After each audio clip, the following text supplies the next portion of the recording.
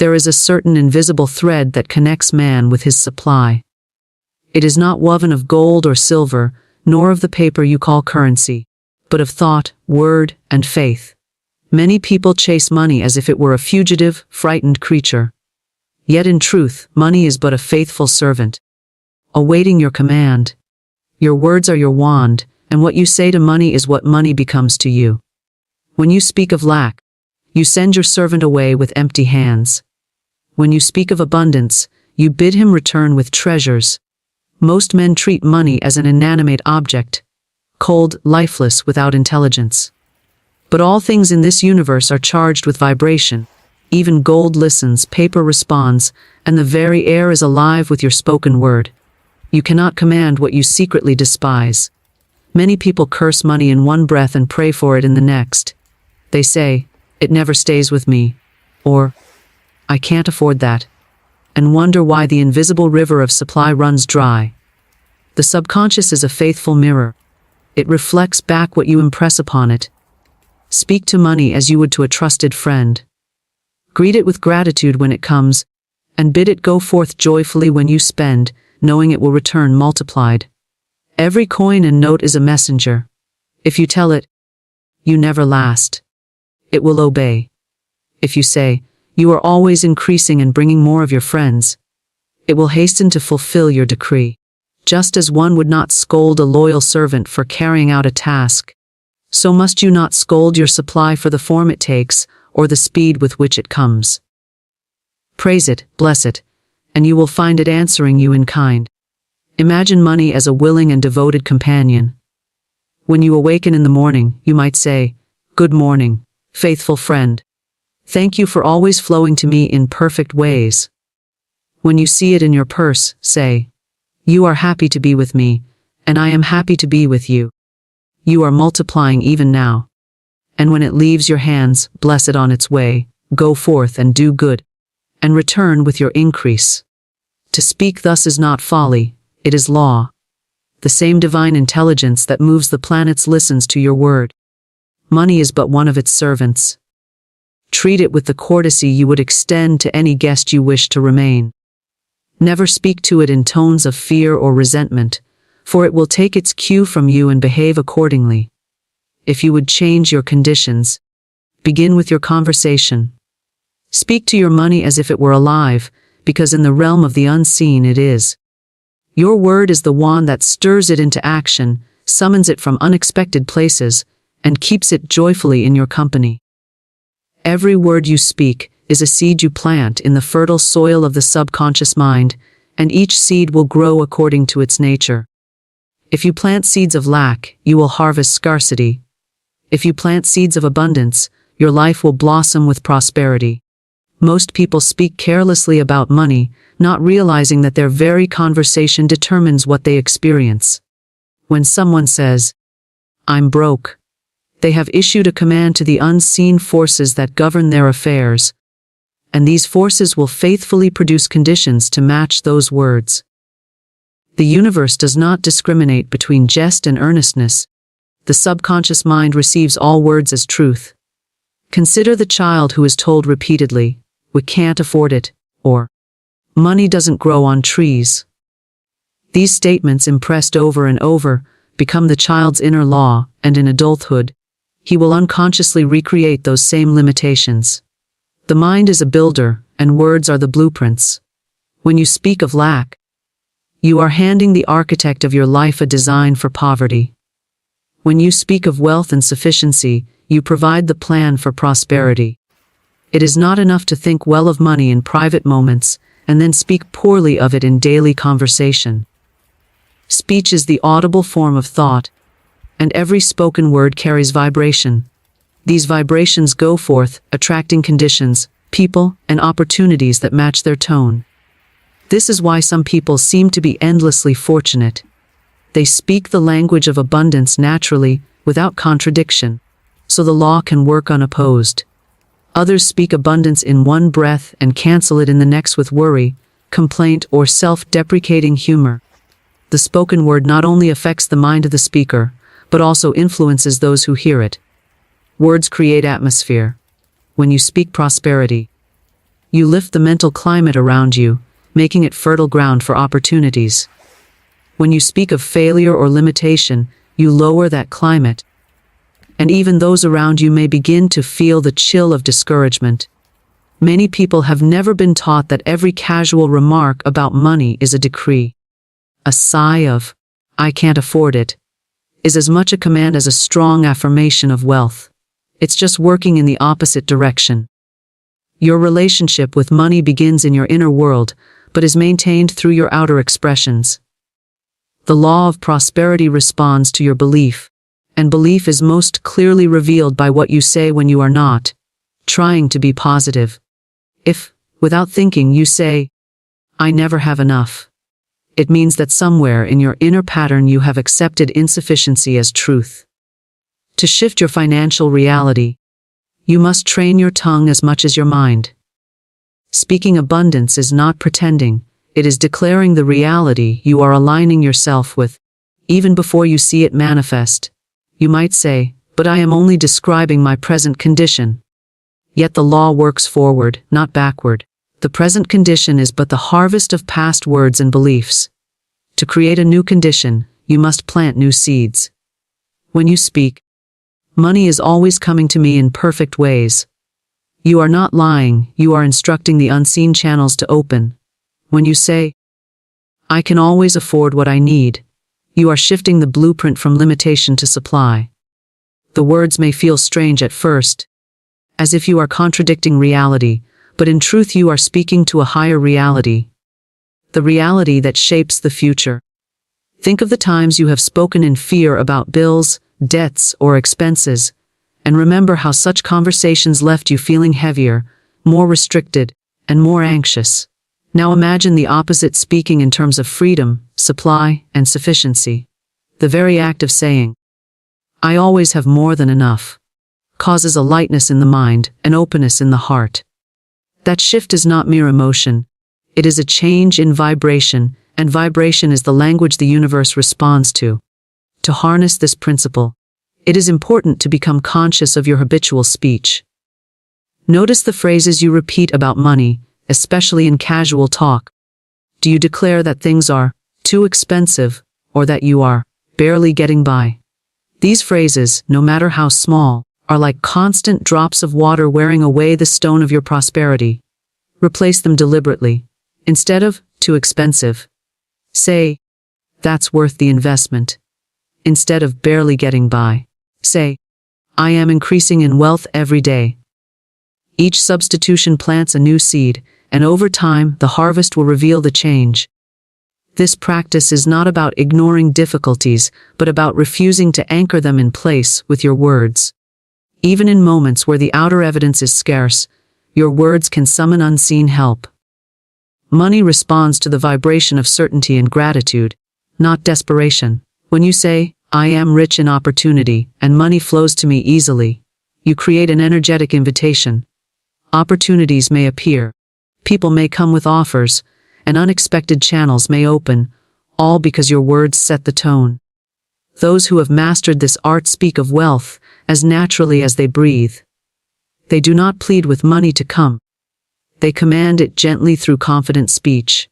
They praise what they have, speak well of what is coming, and never curse the supply.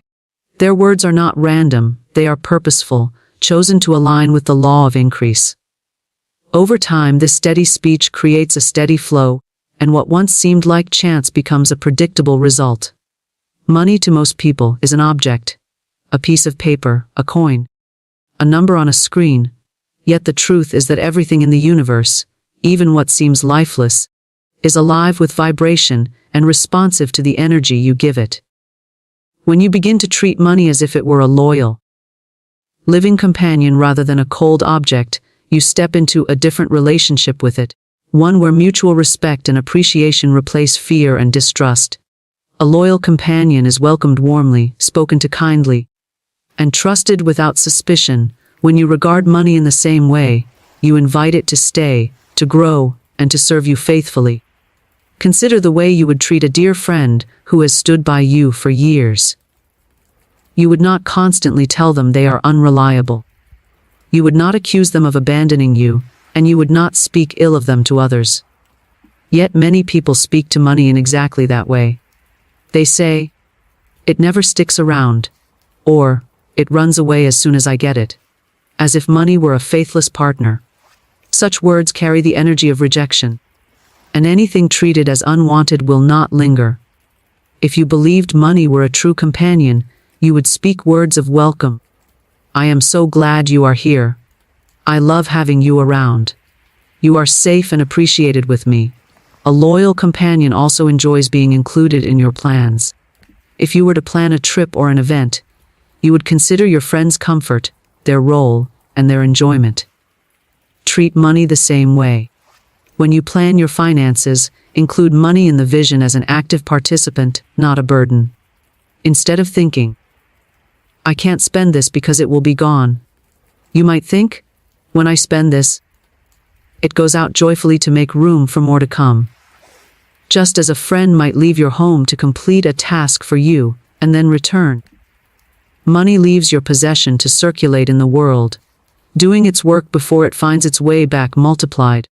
Gratitude is one of the strongest bonds between companions, and money is no exception.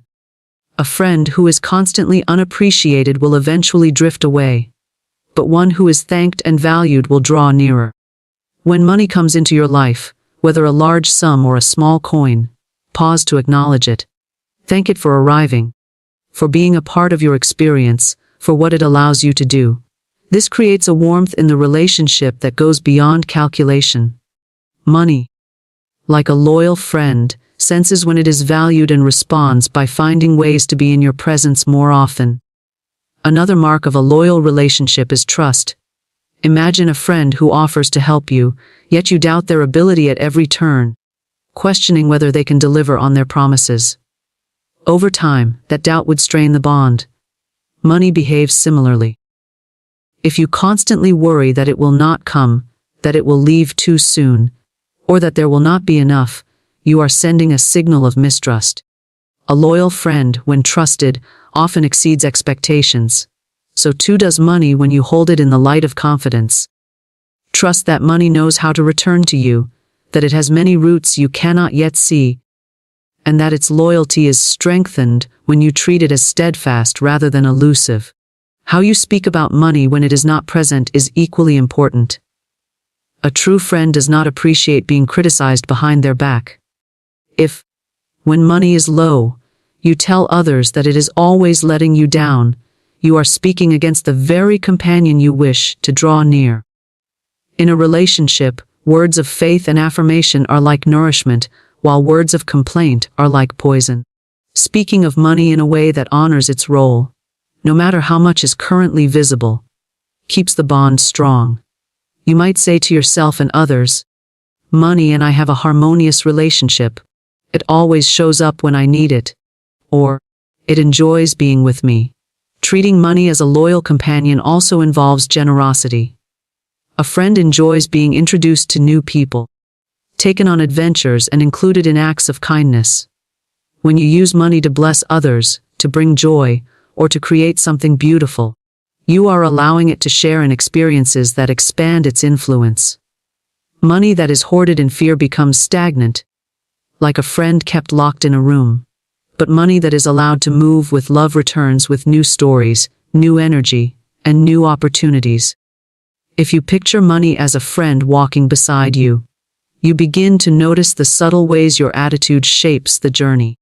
Do you walk with money in tense silence, afraid it might slip away, glancing at it suspiciously? Or do you walk in easy companionship, speaking warmly, laughing together, and trusting it will match your pace?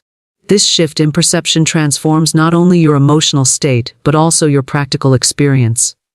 A relaxed, trusting attitude toward a loyal companion fosters closeness, and closeness in turn creates reliability.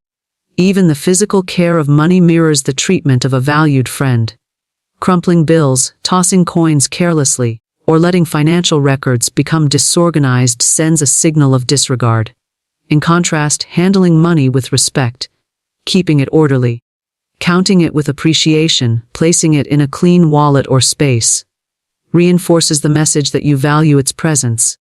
Just as a friend feels honored when treated with care, money responds to being treated well. A loyal companion is also understood and accepted for what they are. Money is neither good nor bad in itself. It takes on the qualities of the one who uses it. When you stop projecting blame or guilt onto money, and instead see it as a willing ally, you free it from the emotional baggage that often drives it away. Many people unconsciously push money away because they have been taught that it is dangerous, corrupting, or hard to manage.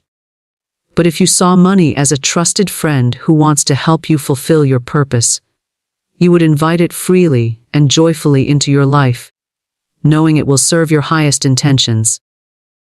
Blessing money when it comes and when it goes is one of the most powerful ways to align yourself with the law of increase. Every transaction is an exchange of energy, and the attitude you hold in that moment determines whether the flow will grow or shrink. Most people welcome money with relief and let it leave with regret, which is like inviting a guest into your home with joy and then slamming the door when they depart. This creates a vibration of fear, signaling to the unseen supply that you do not truly trust its return.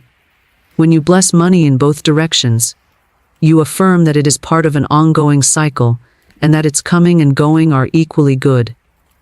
When money comes to you, whether in the form of wages, a gift, a sale, or an unexpected windfall, pause to acknowledge it with gratitude. Do not rush past the moment or diminish it because the amount seems small. Every sum, large or small, is evidence of supply moving toward you, and blessing it strengthens the current. You might say, "Thank you for coming to me. I bless you and welcome you into my life. You are free to grow and multiply." Such words carry a warmth that infuses the money with a friendly vibration, making it eager to bring more of its kind to you. Many people bless money only when it comes, yet feel uneasy, resentful, or fearful when it leaves. They pay a bill with a sigh, buy something with a grimace, or send money to someone with the thought that they are losing it. This attitude places a shadow on the flow, for money does not truly leave. It moves into circulation, carrying your energy with it. If you release it in fear, it carries fear forward. If you release it in blessing, it carries blessing forward. You can transform every expenditure into an investment in your own prosperity by blessing the money as it goes out. For example, when paying a bill, you might say, "I bless this money as it goes forth to bless others, and I know it returns to me multiplied." Blessing money as it goes keeps the cycle unbroken. Imagine a river where the water is praised when it enters but cursed when it leaves. Soon the current would stagnate.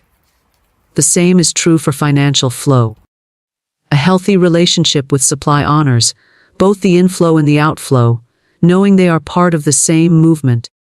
The more joyfully you can release money, the more freely it will return. This practice also changes the emotional atmosphere around money. Instead of associating outgoing money with loss, you begin to associate it with expansion.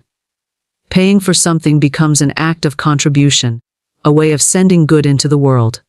If you buy food, bless the farmers, transporters, and workers who made it possible.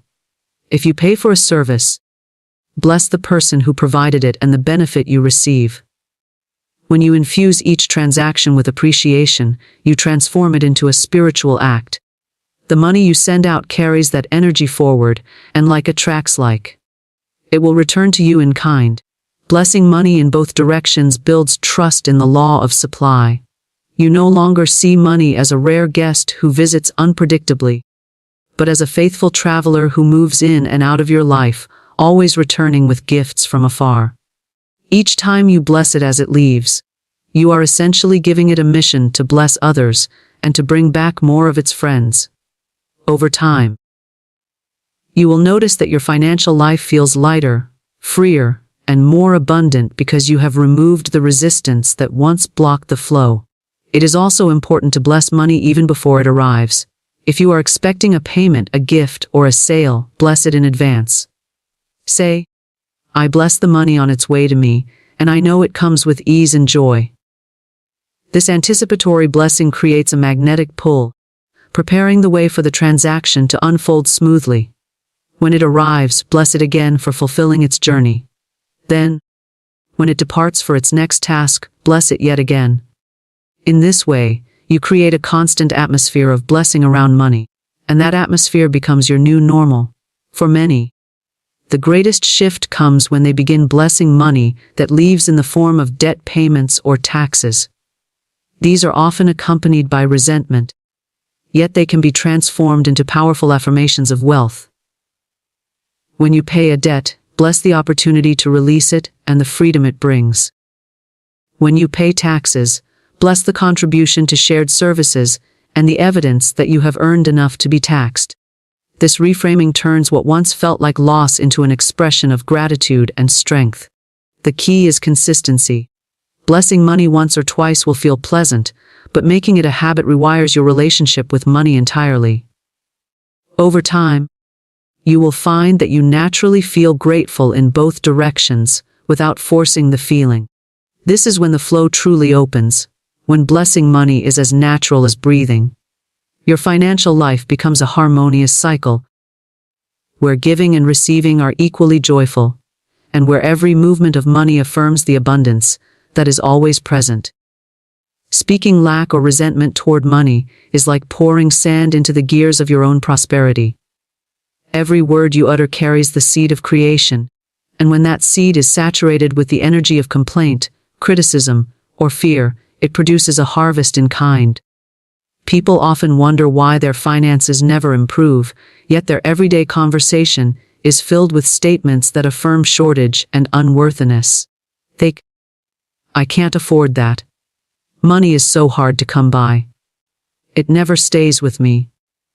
Or, I'll never get ahead, without realizing they are issuing repeated commands to the subconscious mind and to the unseen law that governs supply. These commands are faithfully obeyed, not because the universe wishes to deprive them, but because it reflects whatever is consistently impressed upon it. Resentment toward money often comes from misunderstanding its role. Many have been taught that money is the cause of greed, corruption, or unhappiness, and so they approach it with suspicion. Yet money is not a moral agent. It is a tool, a symbol of exchange, and a servant of intention. To resent it is to shut the door on the very means by which much good could be done. If you resent a person, you avoid them. If you resent money, you push it away energetically. The law of attraction works impartially. Whatever you speak and feel repeatedly, you draw to you or drive from you according to the tone of your energy. Speaking lack is a habit often formed unconsciously, passed down through family phrases and cultural beliefs. Someone might recall hearing parents say, "We'll just get by. Money doesn't grow on trees." Or, "Rich people are selfish." And without questioning, they adopt these as truths. Over time, these spoken beliefs become internal laws that govern what the person experiences. The subconscious mind cannot distinguish between a statement said in jest and one said in earnest. It simply takes the word as instruction. A casual, "I'm broke," plants the same seed as a despairing, "I'll never have enough," and if repeated often enough, the results will match the declaration. To break the habit of speaking lack, one must first become aware of it. This requires listening to your own words as if they belong to someone else. Notice how you describe your financial situation in conversation with friends, in moments of frustration, or when opportunities arise. Do you immediately voice reasons why something is impossible, why there will not be enough, why the cost is too high? These words reveal the deeper beliefs that are shaping your reality. Once identified, they can be replaced with language that affirms abundance, possibility, and sufficiency. Resentment can be more subtle than outright criticism. It may appear as a sigh when paying for something, a muttered complaint about prices, or envy when seeing someone else prosper. Each of these is a small thread in the larger fabric of scarcity thinking. The danger is not in a single remark, but in the steady weaving of such threads over time, creating a tapestry that depicts life as a constant struggle for not enough.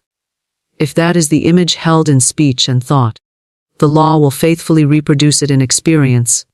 When you speak words of lack, You are not only impressing your own subconscious, but also influencing the energy of those around you.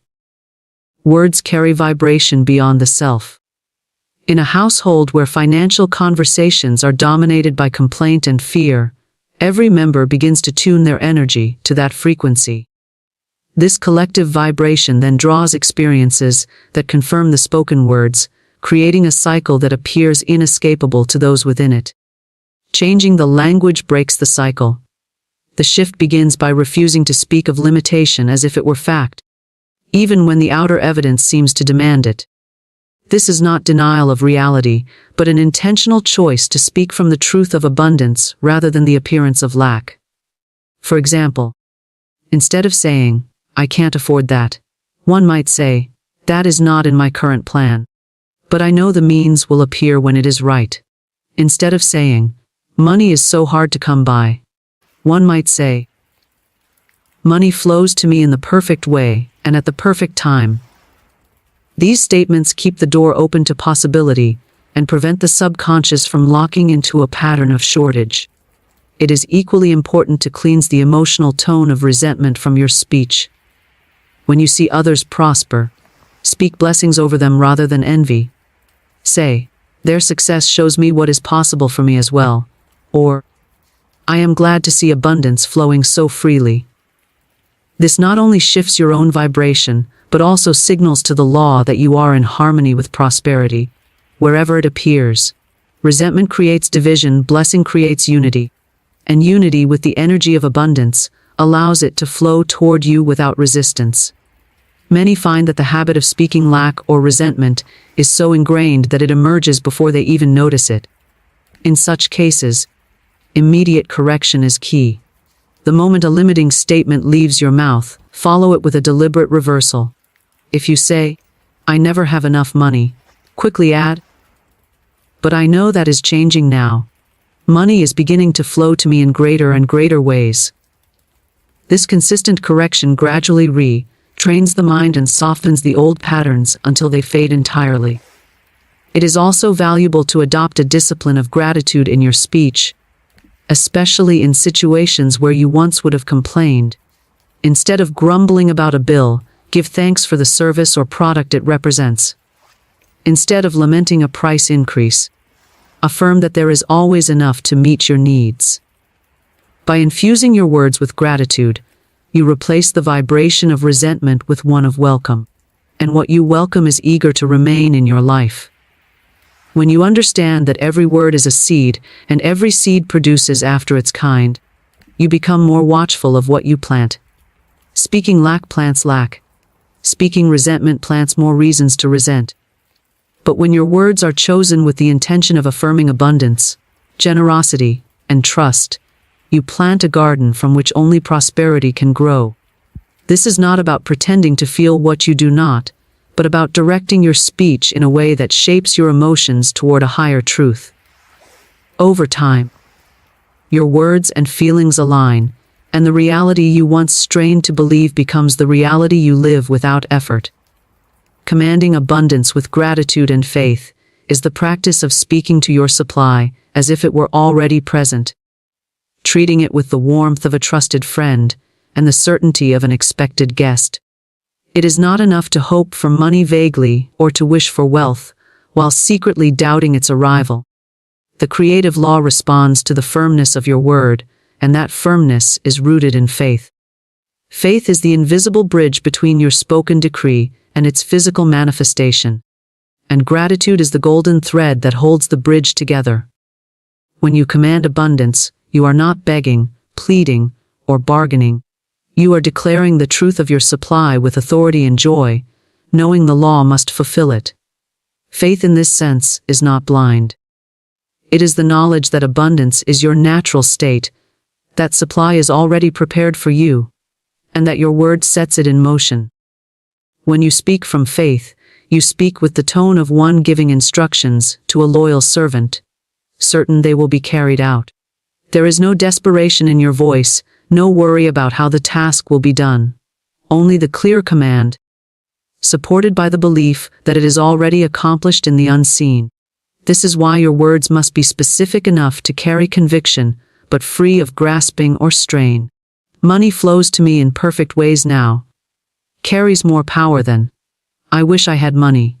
For the first is a command, and the second is a lament. Gratitude is the companion to faith, for it confirms that you believe your word has already been fulfilled. When you give thanks for something not yet visible, you demonstrate that you accept its reality before it appears. This act of thanksgiving accelerates the manifestation because it removes doubt. Doubt is the shadow that slows the arrival of your supply. Gratitude is the light that clears the way. By saying, I am so grateful for the increasing flow of money in my life. Even when your bank balance is small, you are aligning with the higher truth rather than the temporary appearance. Commanding abundance is not about arrogance or force. It is about alignment with the law of increase. You are not ordering the universe as a tyrant, but speaking the language it understands. The universe is structured to respond to clear intention, and your spoken word, charged with faith and gratitude, is the clearest signal you can send. The moment you issue the command, the unseen supply begins to rearrange circumstances, opportunities, and channels to bring the fulfillment into form. You may not see the mechanism, but you can trust that the process is underway. Just as you trust that a seed you plant will grow without your digging it up each day to check. The power of command lies in its consistency. A single statement of abundance can spark change, but steady, unwavering declarations create momentum. Each day, speak your abundance into existence as naturally as you might greet a friend. Begin the morning with words such as, I command the flow of perfect wealth into my life today. I am grateful that it is already mine. Carry this tone throughout the day, not as a rigid ritual, but as a natural expression of your belief. The steadier your command, the more confidently the law can work without interference from contradictory thoughts and words.